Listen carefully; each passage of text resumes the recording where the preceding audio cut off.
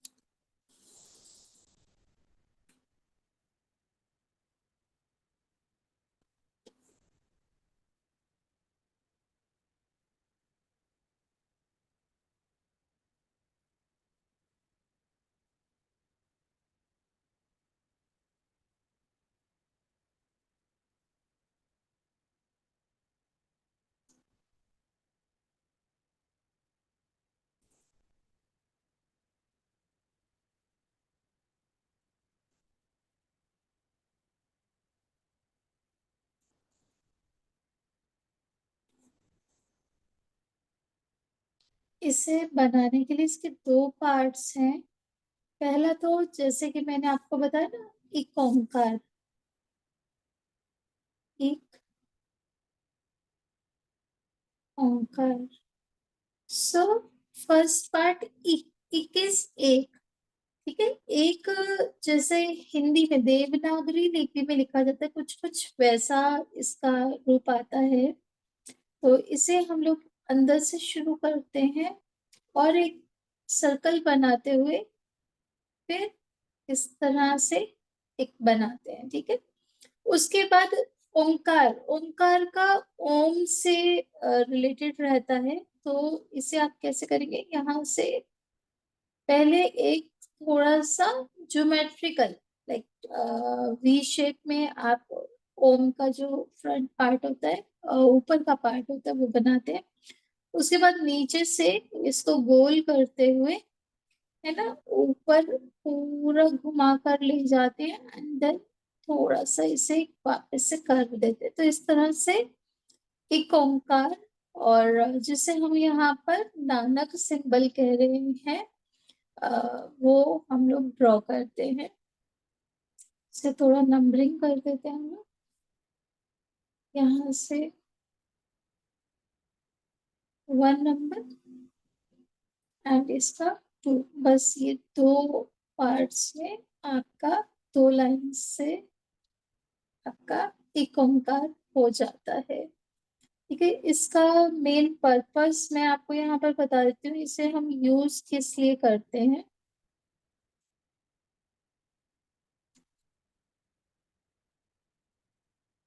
इसका पर्पस यहाँ पर रहता है प्योरिटी। इस सिंबल को अपने आप में ही एक प्योरिटी सिंबल आप कहेंगे। नानक जी सिखिज्म में भगवान की तरह से उन्हें माना जाता है। गुरु ही उनके रिलीजन में सब कुछ होते हैं। और जब गुरु का सानिध्य मिल जाता है और उनके ज्ञान मिल जाता है, जब उनका जो एक ओंकार का उन्होंने ज्ञान दिया था, जब वो मिल जाता तो अपने आप से सबका अंतर्मन अपने आप से प्योर हो जाता है। हम उसे थोड़ा सा और डिटेल में बाद में करेंगे। यहाँ पर पर्पस हम इसका समझ लेते हैं कि इसमें प्योरिटी ऑफ हार्ट, यहाँ पर इस सिंबल का हम लोग पर्पस यूज करेंगे प्योरिटी ऑफ हार्ट के लिए। एंड ये हमें हार्ट चक्र से ट्यून ट्यून विद हार्ट चक्र। और इसके अलावा हम इसे बाद में जब इसका यूजेस देखेंगे, आप इसे सैक्रल चक्र, हार्ट चक्र और थर्ड आई चक्र पे हम लोग यूज करेंगे। और ये क्या करता है, ट्यून विद हार्ट चक्र टू डेवलप सिंप्लिसिटी।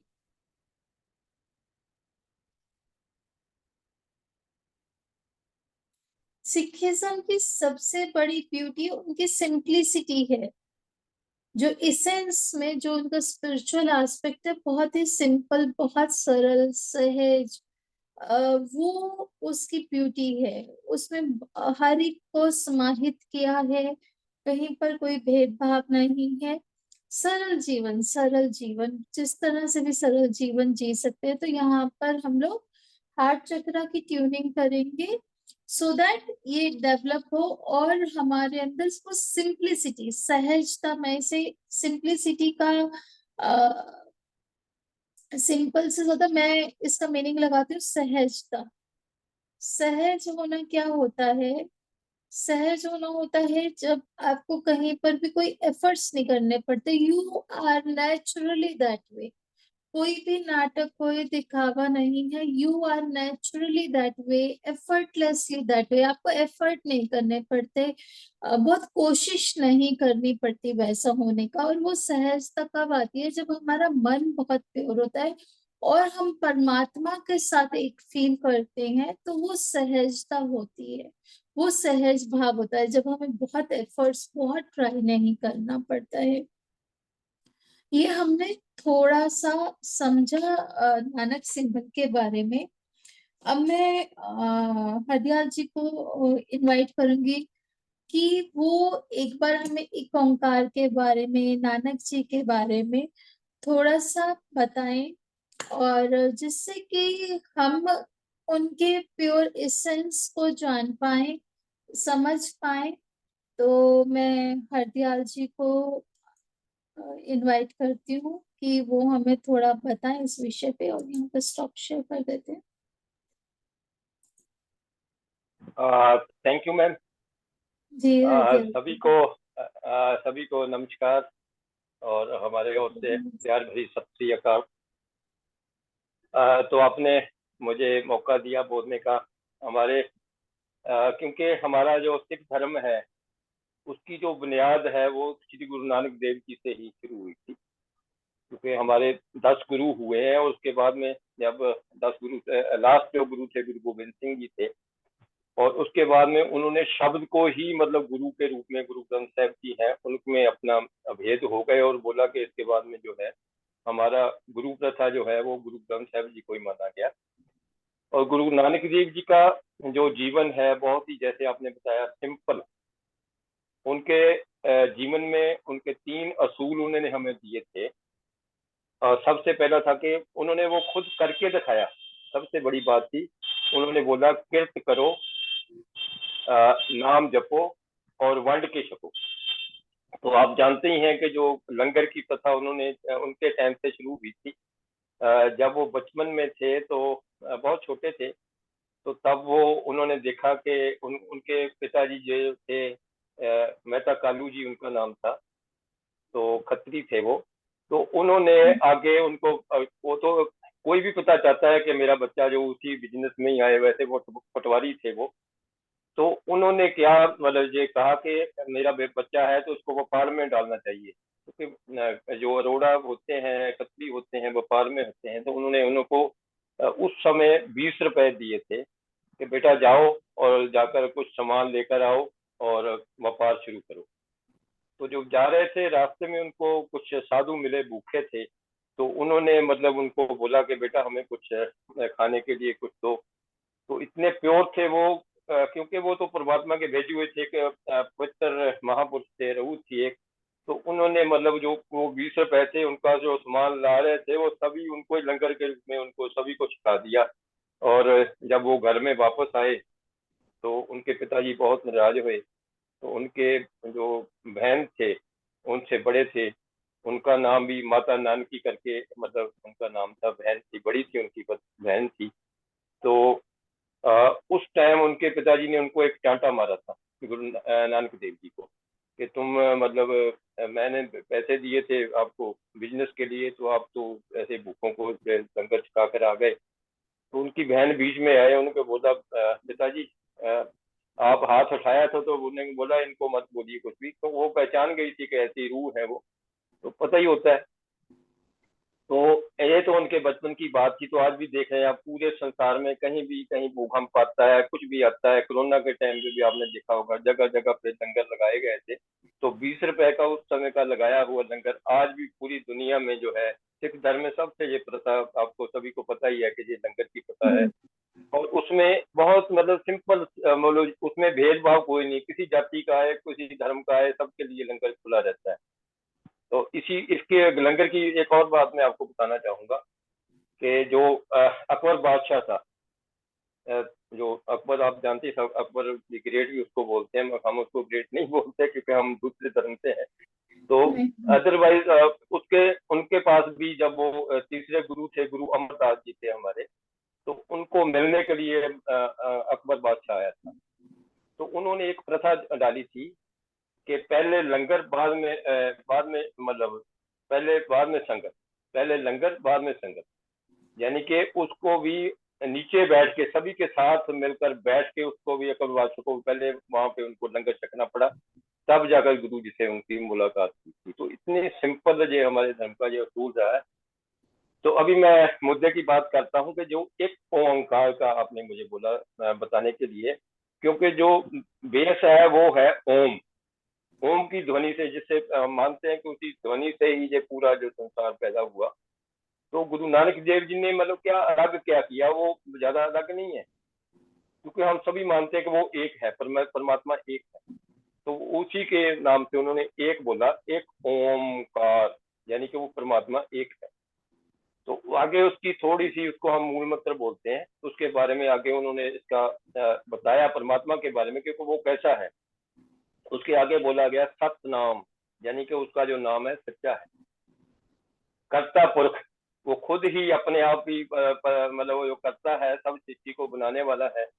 और पुरख है, पुरुष है, वो हम सब माना जाता है कि हम उसकी जैसे आत्मा है ना, हम स्त्री रूप में है, वो हमारा पुरख है, वो परमात्मा है। निर्भव, यानी कि निर्भव को किसी डर से रहता है, उसको किसी का कोई डर नहीं है। निर्भव के बाद में आता है निर्वैर, किसी से कोई वैर नहीं है उसका। जैसे हम इसमें रेकी में भी जो हम सीख रहे हैं कि अपना मन को प्योर करना है, निर्वैर, निर्वैरता, यानी कि किसी के साथ कोई वैर नहीं। अकाल मूरत, मतलब उसको काल से रहते, यानी कि उसके ऊपर काल का कोई मतलब, हम तो सब जो दिखते हैं सब अल्टीमेटली हम सब खत्म हो जाते हैं। कोई भी है आज तक जो भी आए, चाहे नानक जी आए, चाहे कुछ भी, उन्होंने ये भी बताया कि मतलब हम सभी जो भी आते हैं, आत्माएं आती हैं, बाद में उसमें मिल जाती है, परमात्मा में जाकर जो प्योर होती है मिल जाती हैं, जो दूसरी आत्माएं होती हैं वो तो भटकती हैं, बार बार जन्म में रहती हैं। अजूनी, आगे बोला वो जूनों में नहीं आता, अजूनी, जून से रहता है, कोई जून में नहीं आता। स्वयंभंग, स्वयंभंग आगे आता है। स्वयंभंग मतलब वो अपने आप खुद से पैदा होता है, किसी ने उसको पैदा नहीं किया, खुद से पैदा हुआ, स्वयंभंग। गुर प्रसाद, और आगे मतलब उन्होंने जो बताया कि वो मिलता कैसे है, वो गुरु की कृपा से मिलता है। कोई ना कोई तो होता है ना, जैसे मिलाने वाला होता है।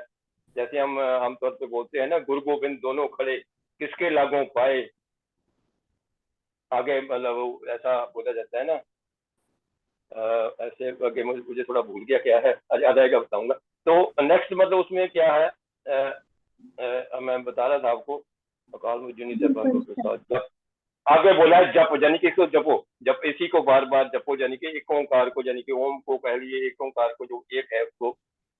आद सच, जो शुरू से ही वो सच है, युग आने वाले जितने भी युग हुए तब भी वो सच होगा, है भी सच, आज भी वो सच है, होशी भी सच, और आने वाले समय भी वो सत्य होगा, सच होगा। तो ये हमारा मूल मंत्र होता है। मैंने आगे उसका जो मैं कह सकता हूँ कि एक ओंकार की आगे वो एक्सप्लेनेशन दी है कि वो परमात्मा कैसा है, क्या है। तो यही में पे मैं विराम देता हूँ। आपने मुझे मौका दिया बताने के लिए। धन्यवाद सभी को। नमस्कार। प्यार भरी सच। बहुत बहुत थैंक यू। धन्यवाद आपका। मतलब आपने हमें इतना डिटेल में इतने अच्छे से बताया। तो मेरे को इसीलिए शुरू से ही मुझे ध्यान था कि मैं मतलब आपको ही इनवाइट करूंगी कि आप आके हमें बताएं। क्योंकि मैं जाती और जितना भी डिटेल पे रिसर्च करती, लेकिन वो ऊपर से क्या बता, बट आप लोग तो हमेशा से उसको जीते आ रहे हैं, उसको अपने जीवन में अमल कर रहे हैं, तो वो फिर नेचुरली एक सेंस आता है कि उसका समझ क्या है। अ, तो इसलिए मतलब आपका बहुत बहुत धन्यवाद कि आपने हमें इतने अच्छे से इस विषय में बताया। बहुत धन्यवाद। Thank you so much. Thank you.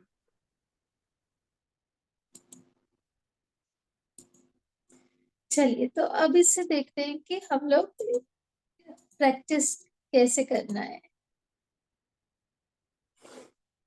Now क्या होता है कि जब हम करुणा रे की प्रैक्टिस कर रहे हैं, ठीक है, तो करुणा का क्या मतलब होता है ना, सीख लेते हैं।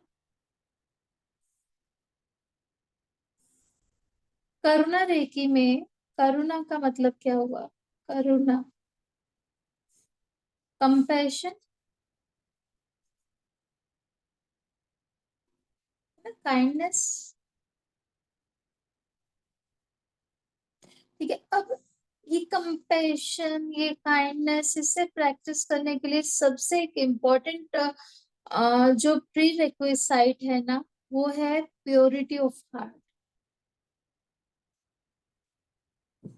इसीलिए ये सिंबल जो है नानक सिंबल, आपका हार्ट की प्योरिटी पे काम करता है। लेकिन अब इसको हार्ट की प्योरिटी से कैसे लिंक करते हैं, वो हम लोग इसे यहाँ पर थोड़ा सा डिटेल में आपको इस मे बी थोड़ा फिलोसफिकल भी हो सकता है और स्पिरिचुअल भी, लेकिन जो इसके इसेंस को समझेंगे और उसे अपने जीवन में उतारेंगे, आप देखोगे आपको जीवन जीने का, देखने का नजरिया ही बदल जाता है। ठीक है, हम लोग ध्यान में लेके चल रहे हैं कि हम यहाँ पर बात कर रहे हैं हीलिंग्स की। ठीक है, हीलिंग्स की नीड कब पड़ती है? हीलिंग्स किस लिए चाहिए होती है?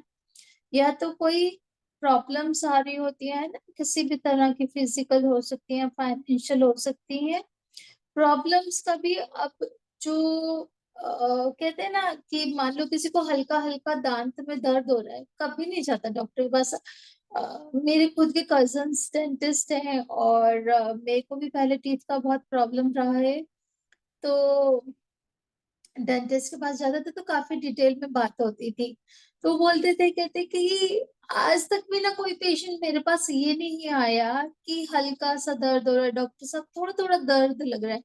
कहते सब ऐसे आते हैं कि रात को 2 बजे भी फोन करते हैं कि अब तो मेरी बस हालत खराब हो गई और अब मैं मरने वाला हूँ, आप प्लीज अभी के अभी भी अपॉइंटमेंट दे सकते हो तो दे दो, मैं रात भर से रो रहा हूँ, कर रहा हूँ। तो क्योंकि मैंने उससे फेस किया है ना उस पेन को, तो इसलिए मुझे पता है कि जब तक थोड़ा होता है तो घर पे कुछ ना कुछ ऐसे वैसे चलता रहता है। तो अब हीलिंग्स के लिए हमारे पास कौन आता है? जब उसकी प्रॉब्लम ना एक्सट्रीम हो जाती है, जब उसकी प्रॉब्लम उसके हद के बाहर हो जाती है ना, एक्सट्रीम प्रॉब्लम हद के बाहर बिल्कुल, कि अब मुझसे खुद से इसका सॉल्यूशन तो मुझे खुद से समझ में नहीं आता है, तो तब कोई इंसान आपके पास, फिर आपके पास आता है कि हीलिंग आप कर, तो तब वो दूसरे में सहारा ढूंढते हैं। ठीक है, अब इस एक्सट्रीम प्रॉब्लम का आप कहें तो बहुत से लोग इसे समझते नहीं है, बट इसका हमारे इंटरनल सिस्टम पे, हमारे मन पे बहुत गहरा प्रभाव पड़ता है, जिसे हम ट्रॉमा कह सकते हैं। ट्रॉमास कई तरह के होते हैं, अपेरेंट एंड नॉन अपेरेंट। ठीक है, अपेरेंट तो कैसे होते हैं कि जैसे किसी की लाइफ में बहुत से सेक्सुअल वो अब्यूज वगैरह होता है ना, अ, है ना, तब उसे आप ट्रॉमा कह सकते हैं। और किसी ने कोई बहुत एक्सीडेंट्स वगैरह विटनेस किया हो, स्वीयर एक्सीडेंट विटनेस, है ना, ये तो हो गए आपके अपेरेंट, है ना, ये है आपके अपेरेंट ट्रॉमास। इसके कुछ और भी वर्जन हो सकते हैं, जो मुझे ध्यान है वो मैं आपको बोल रही हूँ। ठीक है, ये है आपके अपेरेंट ट्रॉमास। अब नॉन अपेरेंट कैसे हुए?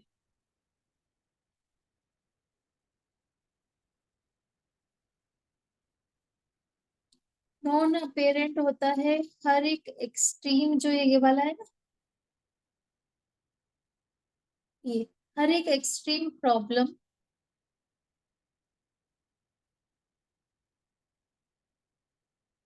और पेन, वो आपका नॉन अपेरेंट ट्रॉमा बन जाता है। जब भी कोई चीज हम बहुत ज्यादा गहराई से फील करते हैं, हम चाहे वो दर्द हो, तकलीफ हो, कुछ भी, हमें किसी की छोटी सी बात भी अगर बहुत दिल को आपके लग गई, नॉन अपेरेंट ट्रॉमा, जिसकी गिनती नहीं कोई होती है, जिसका कोई किसी भी किताब में शायद उसे ट्रॉमा माना नहीं जाएगा, बट जो भी चीज हमारे गहराई में चली जाती है, एंड अक्सर जब हीलिंग्स के लिए हमारे पास केस आते हैं, believe me, most of the cases are non apparent traumas. क्योंकि लगता है, किसी को लग सकता है कि क्या है ये, थोड़े से पेन के लिए हमारे पास है, बट इंसान तब आता है जब उसके हद से बाहर पेन हो जाता है, जब उसकी तकलीफ, उसको जितना भी वो एकोमोडेट कर सकता था, फाइनेंशियल इश्यूज है तो थोड़ा थोड़ा चलता रहता, बंदा कहता चलो चल रहा है, मैं किसी तरह से खींच रहा हूँ। लेकिन जब उससे किसी भी तरह से कुछ गुजारा नहीं होता है, जब उसको लगता है कि कुछ भी बन नहीं पा रहा है, मैं हर तरह के एफर्ट्स करके देख चुका, तब तब वो उसकी एक्सट्रीम प्रॉब्लम बन जाती है। और वो उसके बहुत गहराई में मन में, उसके साथ बहुत सारा नॉन कॉन्फिडेंस आ जाता है उस बंदे में। उस बंदे के मन में ये होती टेंशन, बहुत ज्यादा स्ट्रेस डेवलप हो जाता है। और जब भी कोई चीज बहुत डीप इम्प्रेशन, ठीक है, एक वर्ड है डीप इम्प्रेशन, ठीक है, ये जो आपका एक्सट्रीम प्रॉब्लम है ना, ये नॉन अपेरेंट ट्रॉमा किस वजह से बनता है? Deep impressions. जब भी कोई चीज हमारा बहुत डीप इम्प्रेशन बन जाती है, तो समझ जाइए कि वो आपका कर्मा भी क्रिएट कर रही है ना, कर्मा। और वो कर्मा आपका ये extreme problem non apparent trauma बन जाता है। ठीक है, थोड़ा सा समझाने के लिए कि हम किस डायरेक्शन में बात करेंगे, कि हीलिंग एक जो ये वर्ड हम हमेशा से जानते हैं, ये हीलिंग एसेंस में है क्या? लोगों के ट्रोमास को दूर करना। अपेरेंट और नॉन अपेरेंट ट्रोमास, बेसिकली यही दो ब्रॉड कैटेगरीज, मतलब आई कैन डिफाइन है। ठीक है, तो हीलिंग्स है लोगों के अपेरेंट और नॉन अपेरेंट ट्रोमास को दूर करना। ठीक है, तो ये हीलिंग्स के लिए कोई हमारे पास जब आता है, तो नानक सिंबल का वहां पर क्या सिग्निफिकेंस रहता है वो हम समझेंगे। हमने सीखा कि नानक सिंबल प्योरिटी के लिए होता है ना। और जो करुणा रेखी के हम हीलिंग्स कर रहे हैं, कंपैशन, काइंडनेस, उसके लिए प्योरिटी ऑफ हार्ट बहुत ज्यादा जरूरी है ना, हमारा भी। और सामने वाले को भी जो प्रॉब्लम्स आ रही हैं, वो इस वजह से आ रही, कहीं ना कहीं उनके हार्ट में कॉम्प्लिकेशंस हैं। फिजिकल कॉम्प्लिकेशंस की बात नहीं कर रही हूँ, कहीं ना कहीं एनर्जीज का मैनिपुलेशन है, कहीं ना कहीं एनर्जीज डाइवर्ट हुई हैं या मैनिपुलेट हुई हैं, कहीं ना कहीं नेगेटिव एनर्जीज का इनकम हुआ है, तभी ये प्रॉब्लम्स, एक्सट्रीम प्रॉब्लम्स बन गई है। ठीक है, तो उसके लिए प्योरिटी ऑफ हार्ट हमारा तो जरूरी है ही, साथ में वो पेशेंट का भी प्योरिटी ऑफ हार्ट बहुत ज्यादा जरूरी है। ठीक है, अब ये purity of heart next sheet पे करते हैं।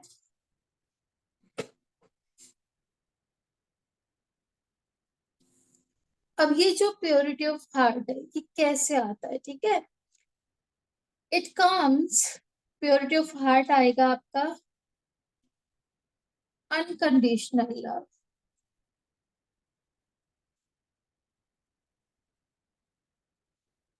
इसके क्या फैक्टर्स रहेंगे? अनकंडीशनल लव, जो कुछ भी अभी हरदयाल जी ने बताया था ना, आप सब रिलेट करते जाना।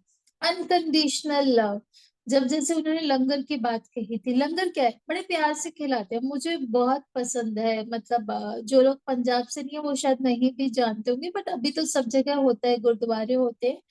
आ, मुझे मुझे बहुत पसंद है, वहां संगत में सब, मतलब ऐसे सब लोग बैठते हैं और बहुत सारे लोग सर्व करते हैं, मतलब आपको ऐसे बहुत ही प्यार से वो खिलाते हैं। तो अनकंडीशनल लव मतलब उनका जो सेवा भाव ही है ना, बहुत ही अनकंडीशनल होता है। तो अनकंडीशनल लव चाहिए प्योरिटी ऑफ हार्ट के लिए, ठीक है। अब ये अनकंडीशनल लव क्या करता है, सीक्वेंस समझते जाना। प्योरिटी ऑफ हार्ट कैसे आएगी? अनकंडीशनल लव से। अब ये अनकंडीशनल लव क्या करता है? ये अनकंडीशनल लव क्या करता है? पर्सन को फ्री कर देता है ईगो से, फ्रीज फ्रॉम ईगो, ठीक है। बोथ वेज, दोनों तरफ ये वर्क करती है। मैं आपको दिखाती हूँ दोनों तरफ कैसे।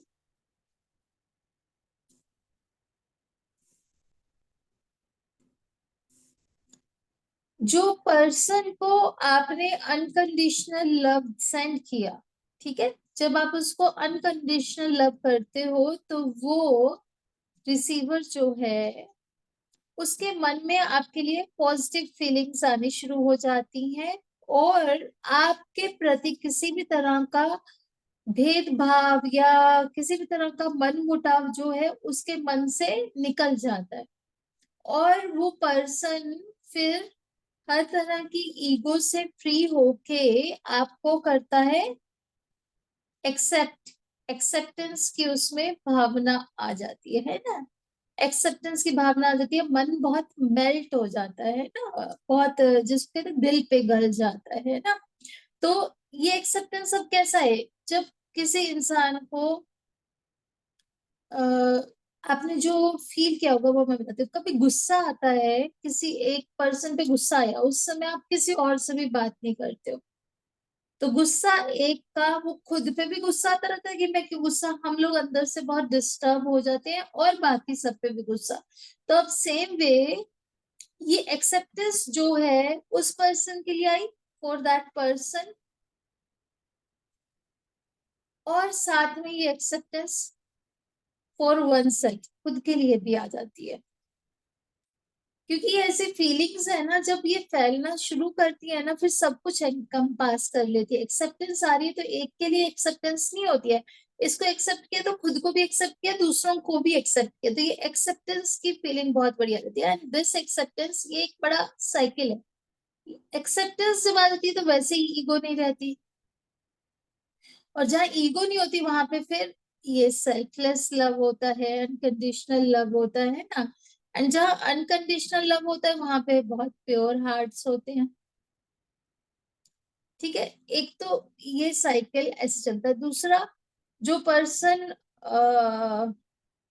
ट्रांसमीटर हम कह देंगे, ट्रांसमीटर होता है जो सेंड कर रहा है ना, जो भेज रहा है, जब वो किसी को अनकंडीशनल लव भेजता है तो उस समय अनकंडीशनल लव में उसकी ईगो खत्म हो जाती है।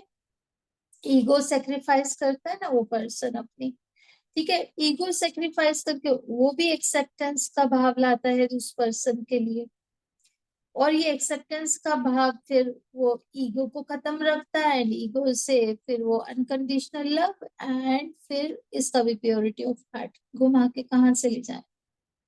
चलो यहाँ पे हम पहुंच गए। So it's a cycle, purity of heart, unconditional love, freedom from ego and acceptance, ठीक है।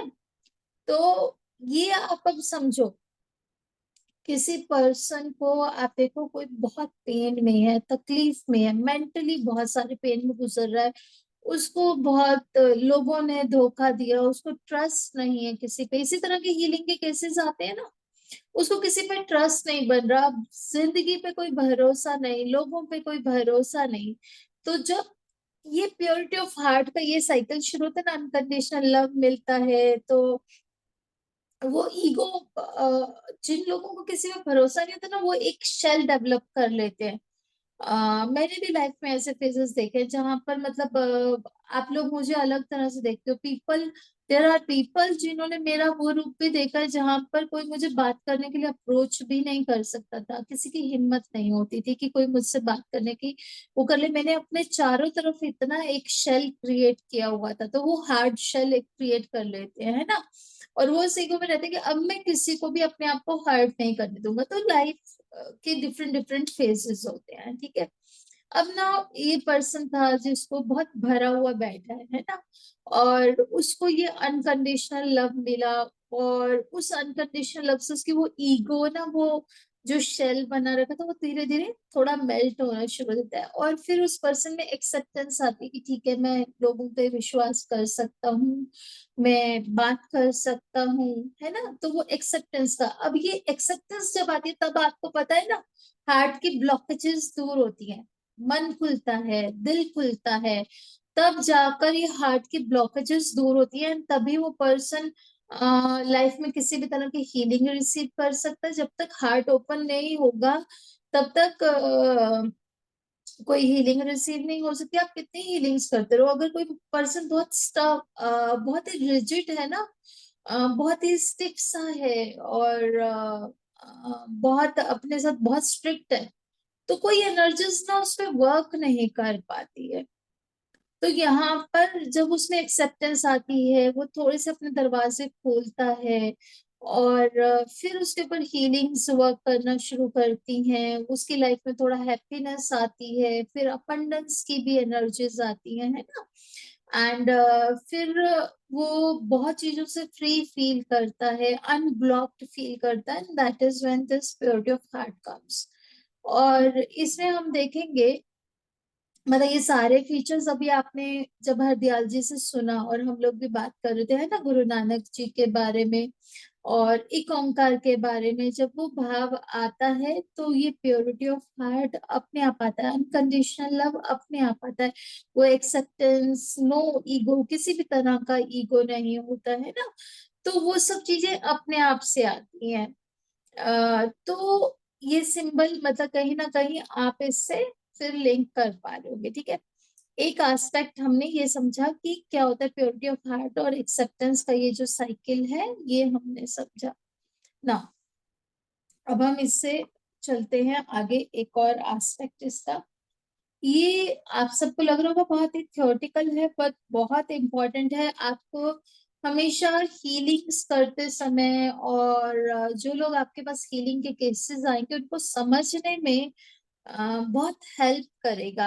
It's not about this symbol only, हर जगह अप्लाई होता है, ठीक है। तो कभी कभी ऐसा होता है कि कोई सिंबल का एक्सप्लेनेशन में ऐसी चीजें लिंक हो जाती हैं जो हमें हर जगह हेल्प करती हैं, ठीक है। तो नाउ, अब इस प्योरिटी ऑफ हार्ट के लिए प्योरिटी का एक सबसे बड़ा प्री रिक्विसाइट होता है फॉरगिवनेस।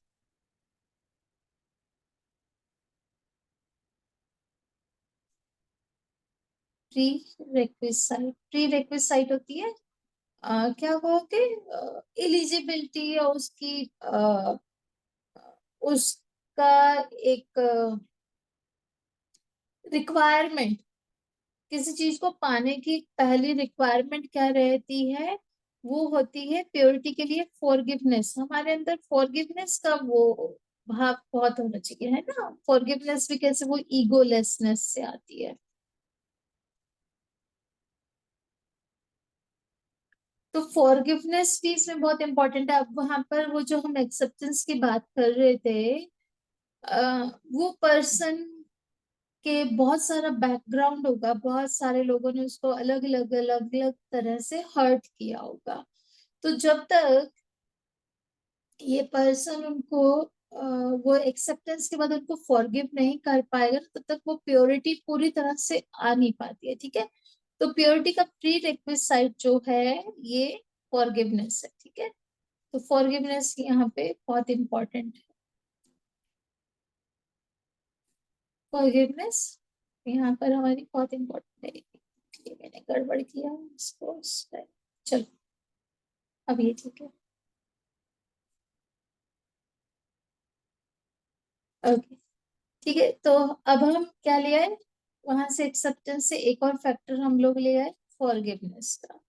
ठीक है, अब आप लोग मतलब सब चीजें हो सकता है अपने क्लाइंट्स और अपने खुद के साथ लिंक भी कर पा रहे हो, है ना।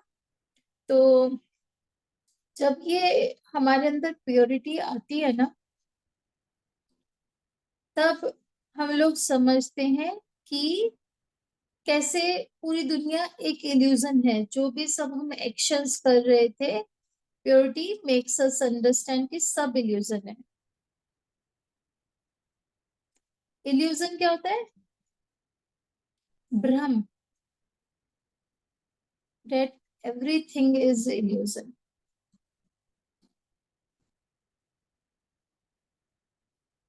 मैं आपको एक भ्रम, आई थिंक ऐसे लिखते हैं ना, भ्रम। ओके, आई होप मैंने ठीक लिखा।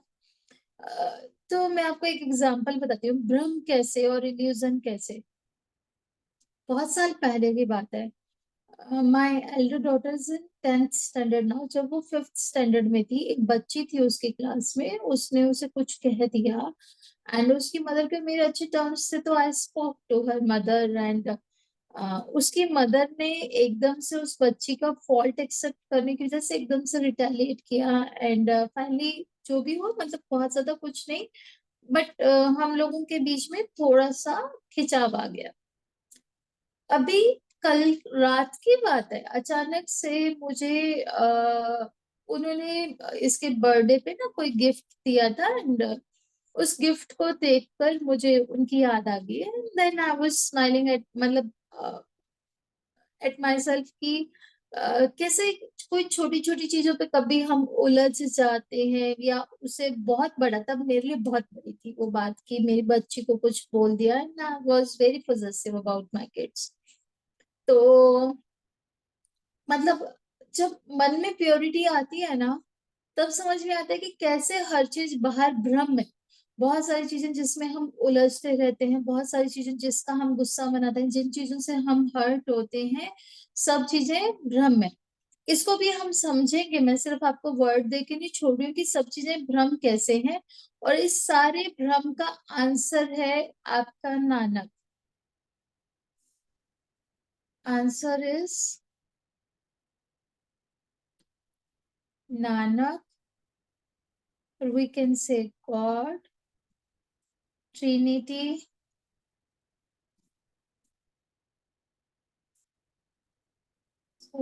एक ओंकार। ठीक है, दैट इज आंसर। अब वो आंसर कैसे है वो मैं आपको बताती हूँ, और इल्यूजन्स के बारे में भी हम बताते हैं। ठीक है, इसको हमने ले लिया। अभी थोड़ा सा थियोरटिकल है, आप लोग थोड़ा सा समझते चलेंगे तो ये बहुत सारी लेयर्स में अपने आप को रिवील करेगा। अब प्योरिटी किस चीज की, हम लोग 3 तरह के ब्रेन्स को प्यूरिफाई करेंगे। Purity of 3 brains.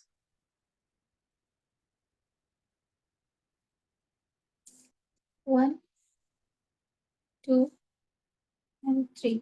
इनसे कई चीजें लिंक्ड है, तो we are going to study that. 3 तरह के ब्रेन होते हैं। एक होता है इंस्टिंक्टिव, इंस्टिंक्ट्स पे काम करने वाला। ठीक है, कोई भी इंस्टिंक्ट आई, किसी भी तरह का कुछ भी प्रोवोकेशन आए, उस पर वर्क करने वाले। फिर दूसरा होता है इमोशनल ब्रेन, और तीसरा होता है आपका मेंटल ब्रेन। हम लोग इन्हीं एस्पेक्ट्स पे नानक सिंबल यूज करेंगे, तो इसे थोड़ा सा ध्यान से समझिएगा। Instinctive, emotional and mental brain. Now ये जो आपका इंस्टिंक्टिव है, आपके इंस्टिंक्ट, एक नेचुरल इंस्टिंक्ट कहाँ से आती है?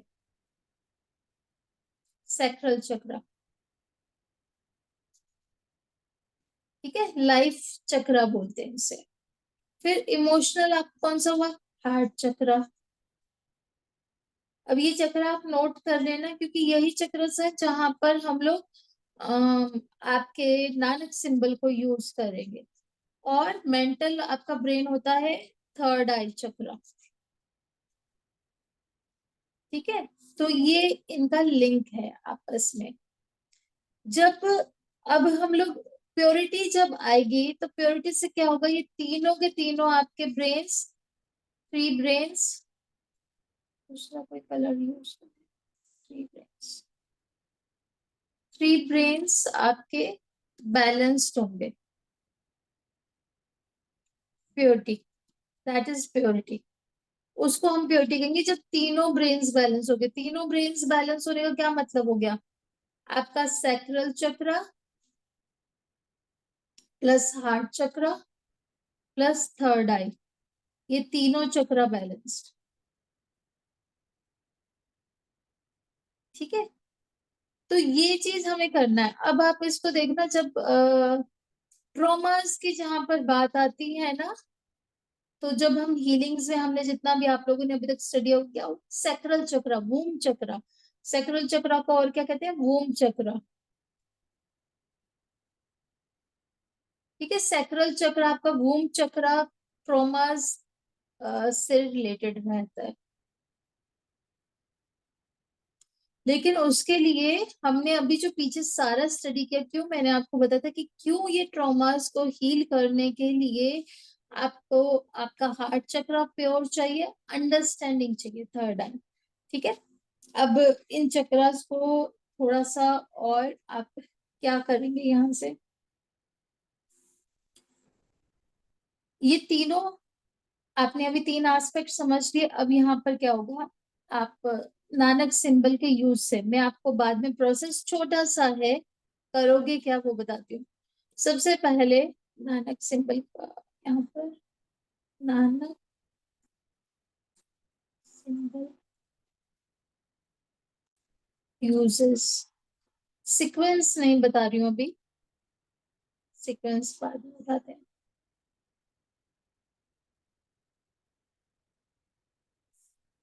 ठीक है, सबसे पहले उससे क्या होगा, आपका एक्टिवेशन ऑफ सैक्रल चक्र।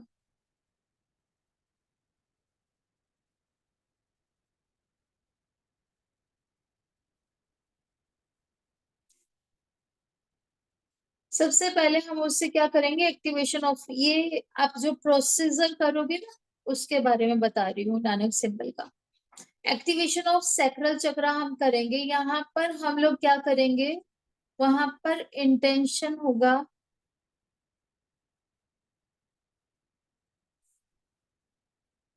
इंटेंशन होगा रिमेम्बरिंग ट्रॉमा। उस ट्रॉमा को ध्यान में रखना कि किसकी बात है, वो ट्रॉमा। ठीक है, उस पर फोकस करना है, ऑफ रिमेम्बरिंग दैट ट्रॉमा, जो कि किसी भी सॉर्ट का, ऑफ एनी सॉर्ट, हमने अभी समझा ना, बहुत सारे अपेरेंट एंड नॉन अपेरेंट। अब यहाँ पर ट्रॉमा वर्ड जब यूज करेंगे, तो ट्रॉमा सब दुनिया में लोग जानते हैं, जब कोई बहुत एक्सट्रीम वैसा केस होता है कि सेक्सुअल अब्यूज का, या कोई बहुत एक्सीडेंट से, किसी एकदम से सीरियस सिचुएशन से गुजरा हो, बट हमने नॉन अपेरेंट भी किया, तो यहाँ पर ऑफ एनी सॉर्ट हमने किया। ठीक है, तो इंटेंशन ऑफ, वहां पर आप फोकस कर रहे हो कि किस चीज के बारे में हमें ये हीलिंग करना, उस पर फोकस कर रहे हो। वहां पर आप गए, एक जैसे पूरी खजाना था, उसमें से आपने जो फोकस आपको जो चाहिए ना, लोग ढूंढने जाते हैं कि कोई वो बड़े वाला हीरा और समथिंग, कोई कुंजियां, कोई कीज चाहिए होती है, तो उस पे फोकस। आपका जो ट्रॉमा अभी पर्टिकुलर जिस ट्रॉमा को हील करना है, वहां पर हम इंटेंशन करेंगे उसे याद करने की, उसको ध्यान में करने की, उस पे फोकस बनाने की। तो वहां पर नानक सिंबल जब सैक्रल चक्रा पे डालेंगे, उसको एक्टिवेट करेंगे नानक सिंबल से, तब आप उस ट्रॉमा को पकड़ रहे हो पहले। ठीक है, अब हम चलते हैं दूसरे पे। उसके बाद आपने क्या करना है, कौन सा था, और एक्टिवेशन ऑफ हार्ट चक्र।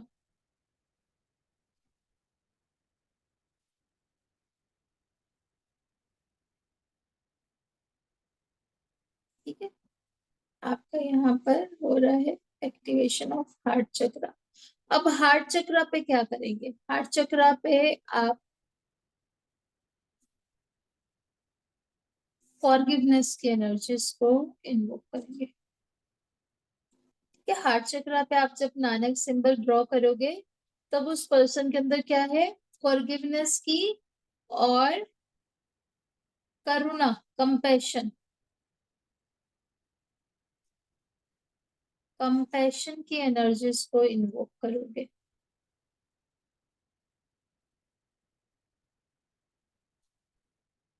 इन्वोक, ठीक है, इन्वोक मतलब बुला। उसके बाद हमने क्या किया था? मैंने क्या बताया था आपको? तीसरा था का एक्टिवेशन ऑफ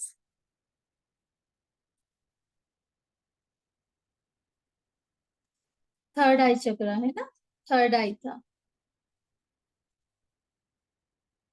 तीसरा हम थर्ड आई चक्रा पे इसको डालेंगे।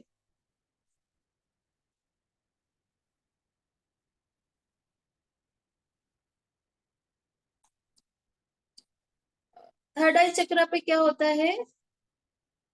मेंटल आपका, ये आपका पहला इंट्यूटिव, ठीक है, इंटेंटिव, ठीक है, ये आपका इंटेंशन वाला सैक्रल चक्र हो गया। हार्ट चक्रा पे आपका इमोशनल हो गया, और यहाँ पर थर्ड आई चक्रा पे कौन सा था आपका? मेंटल। अब मेंटल में क्या हो रहा है? यहाँ पर आप अंडरस्टैंड करो, पर्सन में अंडरस्टैंडिंग डेवलप हो रही है कि क्या हुआ, क्यों हुआ, किस वजह से हुआ। और इसे ज्यादा इसको पकड़ के रखने में कुछ नहीं रखा, तो अंडरस्टैंड कर रहे हैं उस ट्रॉमा को, कि कितना कि ये सही है, कितना नहीं है।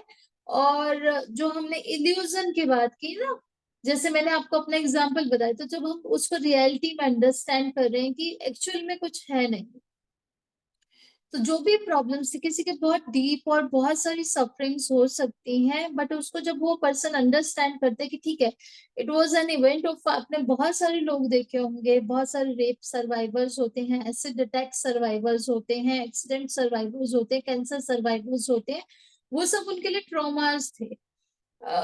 और उनमें से बहुत सारे लोग होते हैं जो पूरी जिंदगी भर उसके खौफ में जीते हैं, और बहुत सारे लोग ऐसे भी होते हैं जो उसमें से निकल के और लाइफ को पूरे पुरजोर जोश के साथ जीते हैं, है ना? तो वो क्या करते हैं? वो उस अंडरस्टैंड करते हैं उस ट्रॉमा को कि yes, it was a part of my life, मेरा कोई फॉल्ट नहीं था, it had to happen, it happened, but अब मुझे लाइफ पे आगे फोकस करना है, ठीक है? तो they understand trauma and get over it, ठीक है? तो ये जो एक आपका पूरा ये सीक्वेंस है, वो है कि आप उसमें फोकस कर रहे हो, ध्यान से देख रहे हो उसको, फिर उसके बाद उसमें फॉरगिवनेस की एनर्जीज डाल रहे हैं ना, उस पर्सन को फॉरगिव कर पा रहे हैं। फॉरगिवनेस के बारे में मैं अभी यहाँ पे बहुत डिटेल में नहीं जाऊंगी, हमने बहुत बिगनिंग में किया था जब मैंने आपको फॉरगिवनेस का वर्कबुक का दिया था, तो फॉरगिवनेस के बारे में किया था कि मैं अपनी जिंदगी में, मैं पर्सनली अपनी बात करती हूँ, मैं बहुत सारे लोग ऐसे आते रहे मेरी लाइफ में कि मैंने ऐसे फेजेस देखे, मैं इनको माफ नहीं कर सकती, ऐसा मन में आता था, ठीक है? एंड जब बाद में अंडरस्टैंडिंग डेवलप हुई ना, और मैं लिटरली कहूंगी रेकी के बाद ही वो अंडरस्टैंडिंग डेवलप, ठीक है, रेकी के साथ ही हुई। रेकी के साथ जब मैंने अपने चक्रास को हील किया, तभी ये अंडरस्टैंडिंग डेवलप हुई कि ये जो लोग हैं जिन्होंने मुझे किसी भी तरह से हर्ट किया था मेरी लाइफ में, they all have come because of some past karma. मेरा कोई पास्ट कर्मा होगा, जब कहीं किसी जीवन में मैंने इनको हर्ट किया होगा, उस वजह से ये लोग मेरे जीवन में आए और इन्होंने मुझे आज ऐसे हर्ट किया। So basically this is nothing, this is a sequence of events that's happening, और जिसके लिए हो सकता है मैं ही कॉज थी, है ना? और हो सकता है उससे पहले कोई और कॉज थे, या वो लोग खुद से कॉज थे, तो इट वाज अ साइकिल। तो तब आप में फॉरगिवनेस की, ठीक है कि ये मेरी अपनी वजह से, देन वी कैन फॉरगिव। फिर वो कंपेशन आता है, फिर वो हार्ट का मेल्ट होता है, एक्सेप्टेंस आता है। और थर्ड आई चक्रा पे डालने से क्या हुआ कि ये जो मैंने अंडरस्टैंडिंग बताई ना, ये वाली अंडरस्टैंडिंग डेवलप होती है, तब हम एक्चुअली मन से उसे ओवरकम कर पाते हैं, है ना? तभी एक बंदा किसी चीज से फ्री तभी हो पाता है, जब उसको मन से बिल्कुल निकाल पाए। मैं आपको बताऊं, कई बार ऐसा तक होता है कि बाई चांस किसी को मेरे साथ कुछ ऐसा था फनी है थोड़ा सा, बट मैं आप लोगों को बोलती हूँ। स्टिल टिल दे मैंने ऑलमोस्ट अब 3 महीने से भी ऊपर हो गया होगा दैट मैंने अपने हेयर्स को ड्रॉप कर दिया। बट स्टिल अभी भी वो डीप इम्प्रेशन ना कहीं हल्का सा रहता है कि मुझे कभी जैसे क्लास के टाइम या कैसे भी कि हाँ बाल कॉम्ब करने रहते हैं क्या अभी, और कुछ भी ऐसा एक फीलिंग ना। कभी एक बार मैंने शायद आप लोगों से शेयर भी किया था, आई वाज गोइंग एंड गुरुजी से मिलने, तब मैं अपनी जो पैकिंग कर रही थी तो उसमें मुझे आया कि मैंने कॉम्ब तो रखा नहीं। And then I laughed at myself कि मुझे अब कंघा चाहिए ही नहीं है। सो दैट वे कुछ चीजें ना क्या होती है कि जब आप उसको पूरी तरह से निकालने में ना समय लगता है। जब आप उसको पूरी तरह से बिल्कुल आपके लिए सहज भाव में, यहाँ पर वो सिंप्लिसिटी और सहजता का मैं आपको बताऊंगी, है ना। एफर्टलेसली आप उसको जब बिल्कुल पूरी तरह से निकाल देते हो ना, यहाँ पर आएगा वो सारा सिंप्लिसिटी, सहजता, एफर्टलेसनेस, है ना। तब जाके आप पूरी तरह से उस चीज को ओवरकम कर पाते हो। ठीक है, तो ये 3 चीजें हमने यहाँ समझी। अब एक और जरा सा आप लोग थोड़ा सा मेरे साथ बने रहो, थोड़ा सा इसको समझते हुए, तो बहुत अच्छी हीलिंग सब लोग। अब ना ये जितना भी ट्रॉमा एंड पेन है ना, ट्रॉमा वन थिंग, दूसरा है पेन, एंड एक और चीज है इग्नोरेंस। जो हम इल्यूजन की बात कर रहे हैं ना, उस एस्पेक्ट से जब देखें, स्पिरिचुअल एस्पेक्ट से जब देखें, तो इग्नोरेंस हमारा बहुत बड़ा ट्रॉमा है। अज्ञान, अज्ञान कि हम रियलिटी को नहीं समझते, वो हमारी जिंदगी का सबसे बड़ा ट्रॉमा है। ठीक है ना। ट्रॉमा, पेन एंड इग्नोरेंस, ये सब किस चीज के प्रोडक्ट्स हैं? ये सब आते हैं डुअलिटी की वजह से। जब हम समझते हैं मैं अलग, ये अलग, ये अलग, तभी वो आता है कि इसने। और ये डुअलिटी, डुअलिटी का मतलब क्या हुआ कि एक विक्टिम है और एक एग्जीक्यूशनर है। मतलब एक ने उसे कुछ पेन दिया, तकलीफ दी, एक गुड है और एक बैड है। यही है ना दुनिया। तभी हीलिंग्स, जब ये डुअलिटी होती है तभी हीलिंग्स की नीड लगती है ना। जब ये सिचुएशंस होती हैं तभी वी नीड हीलिंग्स।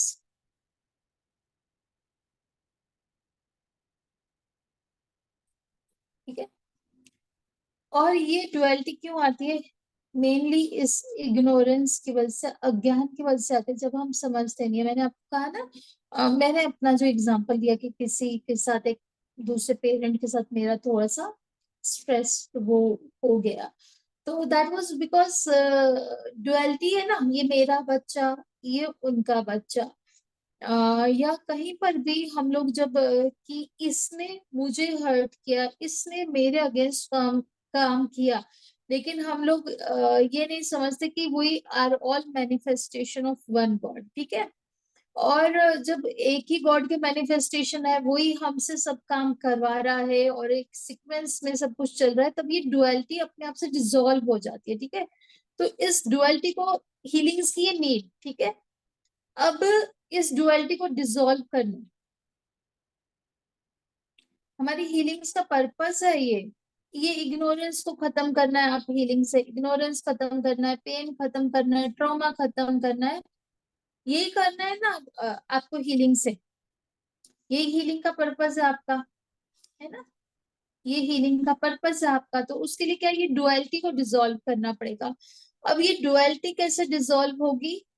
जब हम लोग नानक, गॉड, ट्रिनिटी, इन सबको लेकर आते हैं, नॉलेज, उनके ज्ञान को, टीचिंग्स एंड नॉलेज।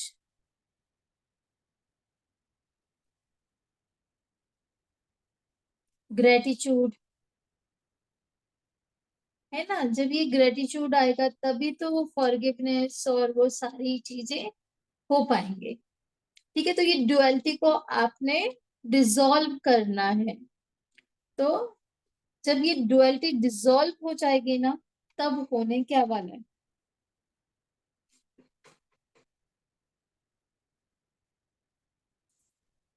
जब डुअलिटी डिसॉल्व हो जाती है उसके आगे की कहानी आपको बता रहे हैं। ट्रिनिटी ओवरकम्स डुअलिटी और मतलब ओवरकम कैसे करती है, इंटीग्रेट कर देती है, सबको एक कर देती है, इंटीग्रेट्स द डुअलिटी। क्या बन गया,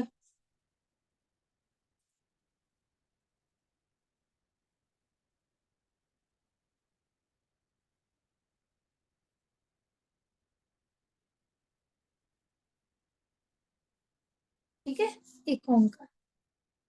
यहाँ पे डुअलिटी का इंटीग्रेशन एक है, ठीक है। एंड वहां पर क्या हो जाता है फिर, जो एग्जीक्यूशनर था जो हमें सजा दे रहा है या जिसने हमें जो भी पेन दिया,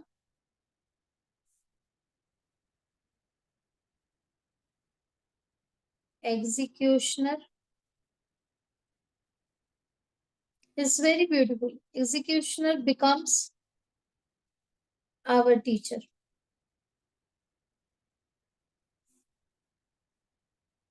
ये ना, दुख से सबसे बड़ा सबक मिलता है, या दुख हमारे सबसे बड़े टीचर हैं, हमारे सबसे बड़े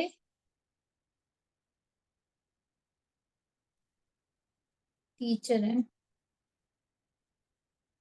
है ना।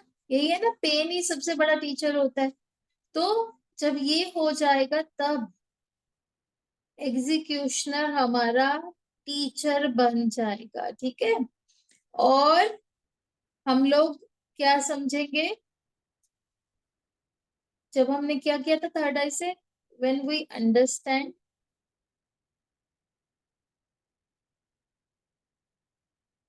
एंड फॉरगिव, हार्ट से क्या किया था, forgive, when we understand and forgive, ठीक है, then we heal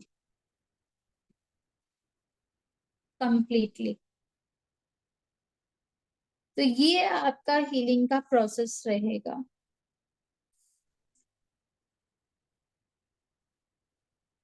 understanding, forgiveness और फिर उससे हीलिंग। तो ये अंडरस्टैंडिंग आपका थर्ड आई चक्र, थर्ड आई, फॉरगिवनेस आपका हार्ट चक्र, और फिर आपका जो ट्रॉमा था ना सैक्रल चक्र पे, हील। यहाँ पर मैं एक वर्ड एंटर कर देती हूँ जो रह गया, हील ट्रॉमा कंप्लीटली। तो ये सैक्रल चक्र पे, तो ये सारे आपके चक्रास और ये पूरा सीक्वेंस इस तरह से आपका ये इसमें वर्क करेगा। एंड दिस इज, मैं आपको कहूँ तो this is all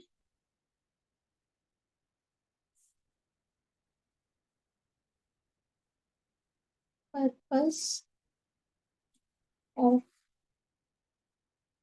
Karuna Reiki, है ना। यही करुणा रेकी का पर्पस है, यही कंपैशन, यही चीजें हमें डेवलप करना है, ठीक है।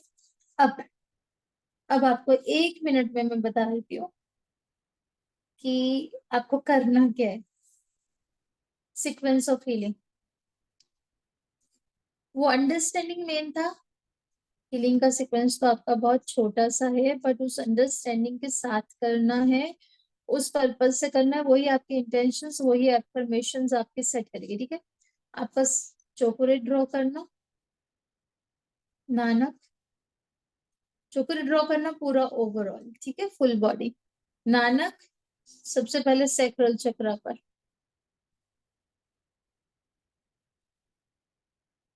ठीक है, चोकोरे फुल बॉडी। सैक्रल चक्रा पे आप, और इसको अब यहाँ पर आप विजुअलाइज करोगे उनके वहां से एनर्जीज रिलीज होते हुए। विजुअलाइज आपका जो इंस्टिंक्टिव ब्रेन था ना,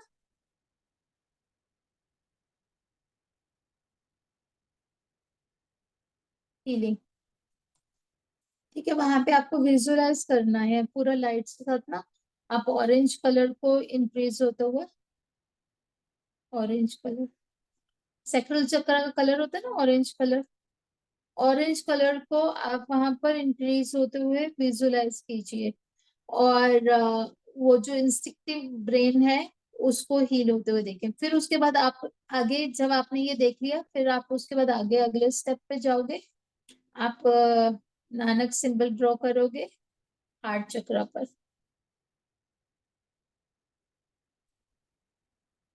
ठीक है। हार्ट चक्र पे आप फिर से विजुअलाइज करोगे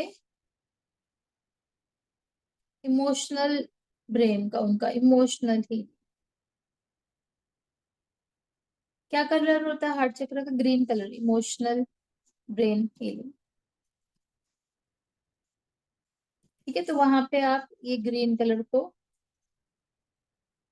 विजुअलाइज करोगे इंक्रीज होते हुए, ठीक है। उसके बाद से फिर आप क्या करोगे, थर्ड आई, नानक सिंबल अगेन ड्रॉ करोगे आप। अच्छा, इस सबसे पहले अगर आपको चाहिए तो हॉन्शो जशन, डिस्टेंस से जब कर रहे हो हॉन्शो जशन कनेक्ट, ठीक है। नानक आपके थर्ड आई चक्रा पर आप ड्रॉ करोगे। याद है ना, वो पीछे सारा अंडरस्टैंडिंग डेवलप करना है। और जब हार्ट चक्र पे आप करोगे तब वहां पे एफर्मेशंस क्या भेजोगे, फॉरगिवनेस का। और जो सैक्रल चक्र है वहां पर आप उस ट्रोमा को रिकॉग्नाइज करोगे, ठीक है। थर्ड आई चक्र पे यहाँ पे आप मैं कलर्स स्पेशली इसलिए अलग ले रही हूँ ताकि आप लोगों को ना बाद में प्रॉब्लम नहीं है। विजुअलाइज आपका इमोशनल और यहाँ पर मेंटल ब्रेन का अंडरस्टैंडिंग फीलिंग। क्या कलर होता है? इंडिगो। इंडिगो कलर कैसा होता है? इससे थोड़ा सा और ब्राइट ले लो तो ये इंडिगो जो नानक लिखा है ना जिस कलर से, ये indigo. Indigo is basically neel word, जो नील, नील का रंग होता था ना जो कपड़ों में नील डालते थे, दैट इज इंडिगो कलर, ठीक है। तो वहां पे आपका ये वाला ब्रेन का हीलिंग हो रहा है। तो जब ऐसे आप जब हीलिंग करोगे तो ये सारे ब्रेन्स बैलेंस होंगे और उस अंडरस्टैंडिंग के साथ वो ट्रॉमा ओवरकम होगा। नानक सिंबल जब आप डाल रहे हो तो वो डिवाइन पावर्स पूरा, आप किसी भी फॉर्म में मानो, आप ट्रिनिटी किसी भी फॉर्म में आप मानो, आप एक ओंकार, मतलब वो एक ही पावर यूनिवर्सल, उस एक पावर को आप यहाँ पर इन्वोक कर रहे हो। और लास्ट में फिर इसको चोकुरे से आप सील कर दोगे, चोकुरे स्टेबलाइज, है ना। उदरे का डालना है, उदरे का डाल दो, कंटिन्यू।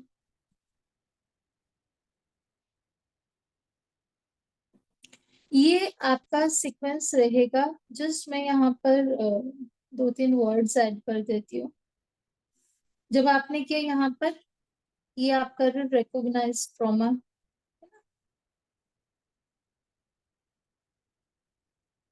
For healing. और यहाँ पर आप क्या कर रहे हो, फॉरगिवनेस। और यहाँ पे क्या कर रहे हैं, कहाँ देखें,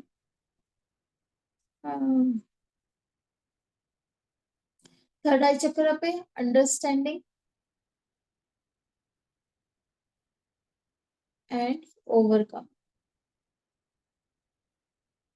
ठीक है। तो ये हीलिंग का सीक्वेंस रहेगा, sequence of healing with Nanak symbol.